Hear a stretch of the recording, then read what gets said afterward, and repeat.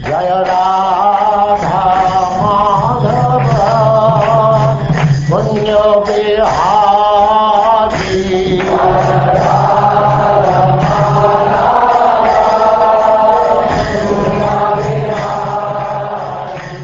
And now chapter 38, Akrura's arrival in Vrindavan.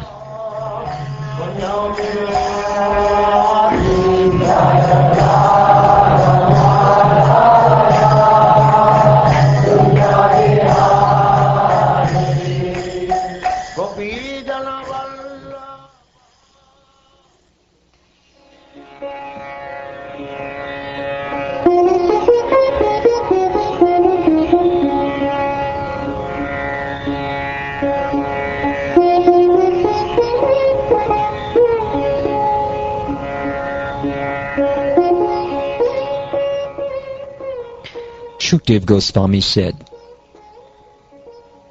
after passing the night in the city of Mathura, the high-minded Akrura mounted his chariot and set off for the cowherd village of Nanda Maharaj.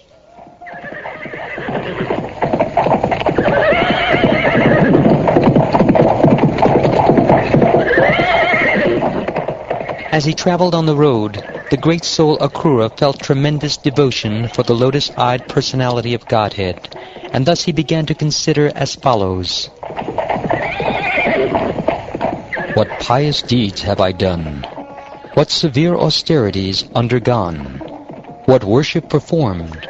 Or charity given, so that today I will see Lord Keshava? Since I am a materialistic person absorbed simply in sense gratification, I think it is as difficult for me to have gotten this opportunity to see Lord Uttamashloka as it would be for one born a Shudra to be allowed to recite the Vedic mantras. But enough of such talk. After all, even a fallen soul like me can have the chance to behold the infallible Supreme Lord, for one of the conditioned souls, being swept along in the river of time, may sometimes reach the shore. Today, all my sinful reactions have been eradicated, and my birth has become worthwhile, since I will offer my obeisances to the Supreme Lord's lotus feet, which mystic yogis meditate on. Indeed, today King Kamsa has shown me extreme mercy by sending me to see the lotus feet of Lord Hari, who has now appeared in this world. Simply by the effulgence of his toenails, many souls in the past have transcended the insurmountable darkness of material existence and achieved liberation. Those lotus feet are worshipped by Brahma, Shiva, and all the other demigods, by the goddess of fortune, and also by the great sages and Vaishnavas. Upon those lotus feet, the Lord walks about the forest while herding the cows with his companions, and those feet are smeared with the kumkum from the gopis' breasts.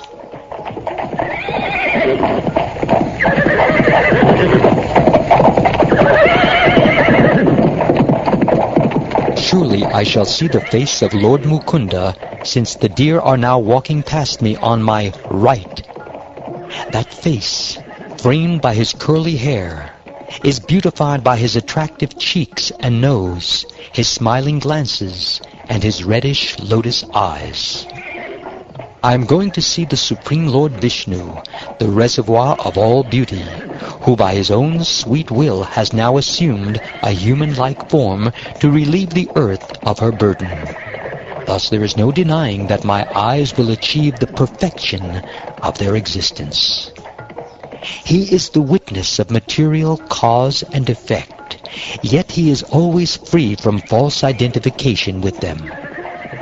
By his internal potency, he dispels the darkness of separation and confusion. The individual souls in this world, who are manifested here when he glances upon his material creative energy, indirectly perceive him in the activities of their life airs, senses, and intelligence. All sins are destroyed, and all good fortune is created by the Supreme Lord's qualities, activities, and appearances, and words that describe these three things animate, beautify, and purify the world. On the other hand, words bereft of his glories are like the decorations on a corpse. That same Supreme Lord has descended into the dynasty of the Sattvatas to delight the exalted demigods, who maintain the principles of religion he has created. Residing in Vrindavan, he spreads his fame, which the demigods glorify in song, and which brings auspiciousness to all. Today I shall certainly see him, the goal and spiritual master of the great souls. Seeing him brings jubilation to all who have eyes, for he is the true beauty of the universe. Indeed, his personal form is the shelter desired by the goddess of fortune. Now all the dawns of my life have become auspicious. Then I will at once alight from my chariot and bow down to the lotus feet of Krishna and Balaram, the supreme personalities of Godhead. Theirs are the same feet that great mystic yogis, striving for self-realization, bear within their minds.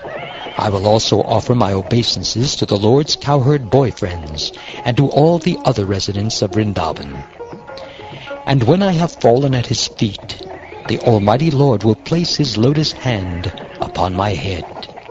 For those who seek shelter in him because they are greatly disturbed by the powerful serpent of time, that hand removes all fear.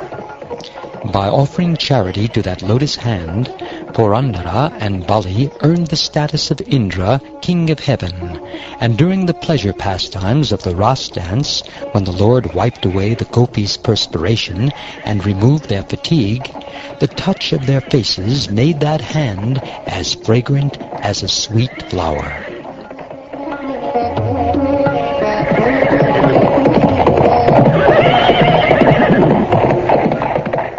The infallible Lord will not consider me an enemy, even though Kamsa has sent me here as his messenger.